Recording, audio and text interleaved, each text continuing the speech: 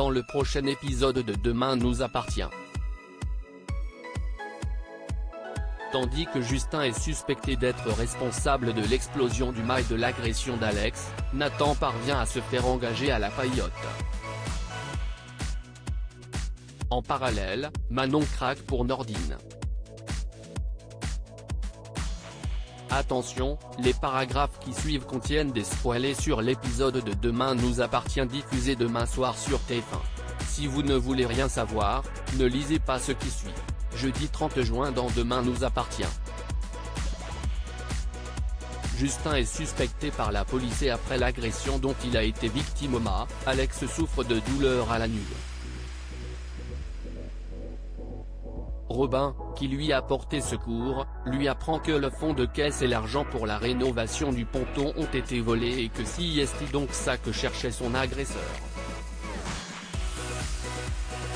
Alex ne revient pas et se demande qui peut bien leur en vouloir à ce point. Au commissariat, Roxane révèle à Martin que le journaliste qui a écrit l'article à charge contre le mât des Delcourt Bertrand avait reçu ces infos par le biais d'un mail anonyme et qu'il n'a pas cherché à savoir si les détails de l'explosion étaient vrais. Il voulait simplement faire le buzz. Impossible cependant de remonter jusqu'à l'expéditeur du mail, qui est certainement la personne qui a fait exploser le mât. Martin demande alors à Roxane et à Damien de faire une recherche sur les téléphones portables qui ont borné au mât au moment de l'agression d'Alex. En croisant ces informations avec les téléphones qui ont borné à proximité le soir de l'inauguration, un nom ressort, celui de Justin, l'employé du précédent propriétaire. Georges fait part de cette découverte à Alex qui lui explique qu'il a eu un différend avec Justin au moment de le passer à temps partiel. Justin a refusé et a préféré claquer la porte. Georges s'interroge, Justin aurait-il pu en vouloir à Alex au point de provoquer une explosion et de lui dérober de l'argent? Karim a peur de ne pas retrouver l'usage de sa main et semble de plus en plus dépité. Anna tente de le rassurer mais, en réalité, elle est tout aussi inquiète que lui. Elle rend donc visite à Bénédicte Donnier afin d'avoir un avis professionnel. Bénédicte lui avoue alors qu'elle a eu plusieurs patients en post-microchirurgie et la rassure, à chaque fois tout s'est très bien passé. Bien sûr, c'est une période difficile qui peut durer plusieurs mois. Mais, selon elle, si Karim s'accroche, il devrait sans problème récupérer l'usage de sa main. Anna est soulagée et finit par s'éclipser au moment où arrive Robin Bellanger. Ce dernier a rendez-vous avec Bénédicte pour sa capsulite. Il est visiblement toujours aussi troublé par Bénédicte. Et la sensation paraît réciproque. Au mât, Noah continue de se montrer jaloux de Jordan. Le ton monte rapidement entre eux. Judith finit par intervenir avant qu'ils ne viennent aux mains. Elle n'en peut plus de leur dispute. Elle demande à Noah d'arrêter avec ses sous-entendus sur un prétendu rapprochement entre Jordan et elle car Jordan est simplement là pour travailler.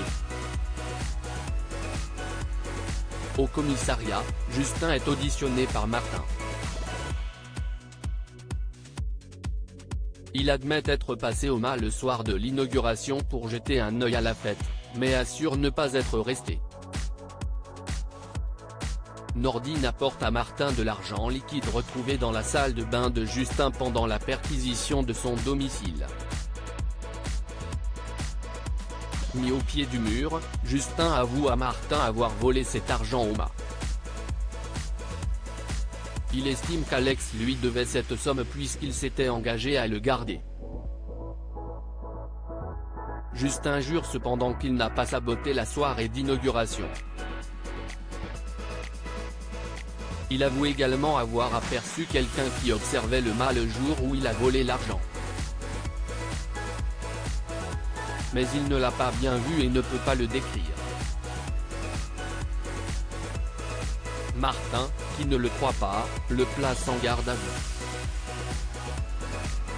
Au Spoon, Bart fait les comptes et confie à Audrey qu'il n'a pas vendu d'huîtres aujourd'hui à cause de l'article sur le mât des Delcourt. Bien qu'elle soit excellente, les clients ne veulent rien savoir et se méfient. Bart, qui va devoir finir par jeter les bourriches, en offre une à sa serveuse qui est ravie. Mais le soir venu, alors qu'elle vient de manger une huître pour montrer à Léo de quelle manière se déguste ce mets, Audrey commence à se sentir mal. Elle fait un malaise et tombe au sol, inconsciente. Sophia lit en Manon comme dans un livre ouvert. Aurore propose à sa fille de l'aider à réviser pour son concours, mais Manon lui répond qu'elle préfère travailler avec Nordine.